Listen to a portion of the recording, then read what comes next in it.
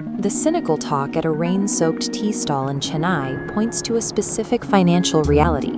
Corruption here is often a byproduct of the math required to get elected.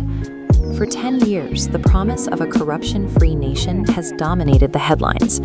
Yet the reality on the ground remains unchanged, with bribes still being a standard requirement from traffic police to top ministers. To understand the incentive, look at the business model of an Indian election. It can cost up to 50 crore rupees to win a seat, while the official salary over a 5-year term is only about 1 crore.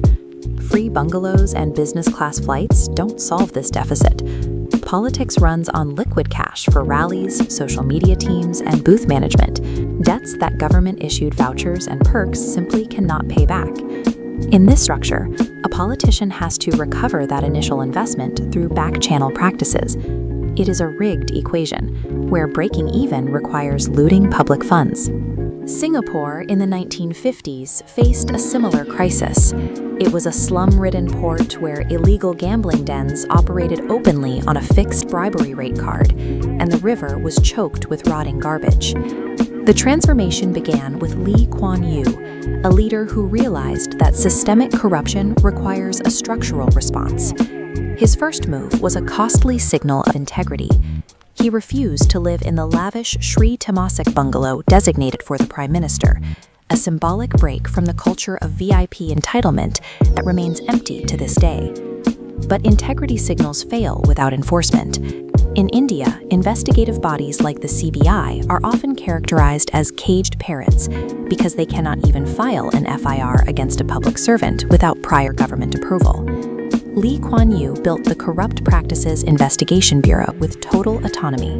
This body reports to the top, can arrest a cabinet minister on suspicion without a judge, and places the burden on the accused to explain any wealth that exceeds their known income. This creates two different mathematical realities. In India, over 99% of cases registered by the ED since 2014 are still stuck in trial limbo. In Singapore, the conviction rate is 99%, with cases typically resolving within a year. Deterrence is a product of certainty. When the probability of being caught and jailed is nearly 100%, the incentive to take a bribe disappears. Even with the fear of jail, the temptation remains if legal salaries are low. If you pay a leader a clerk's salary, they will eventually look for a way to earn a CEO's wage through the back door. Singapore's logic was simple. Running a country is harder than running a company. To attract the best brains who would otherwise be top lawyers or bankers, you have to pay them their market value. They calculate salaries using a transparent formula. They identify the median income of the top 1,000 earners in the private sector, including surgeons and CEOs, which sits at about $1.83 million. The government applies a 40% discount.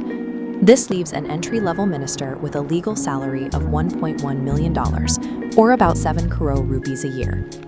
By paying leaders $1 million legally, the government removes the personal financial justification for taking a bribe. There is one final hurdle. Even a minister making $1 million will take bribes if they had to spend $10 million to win their seat. The pressure to recover that investment will always override their salary. To solve this, Singapore enforces hyper-strict election spending.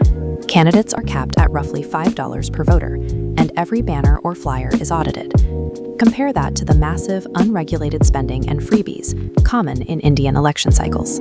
This structural shift coincided with Singapore's GDP per capita increasing 170-fold, transforming its slums into one of the most prosperous nations on Earth. These lessons can be scaled. Deng Xiaoping integrated these principles of clean governance into the Chinese model to spark their economic acceleration. We can apply these structural formulas to the Indian context. Geography isn't the limiting factor. The math of the system is. To save the output of a nation, you have to fix the input. A clean government can only be born from an election that is fair, accessible, and affordable for an honest man to win.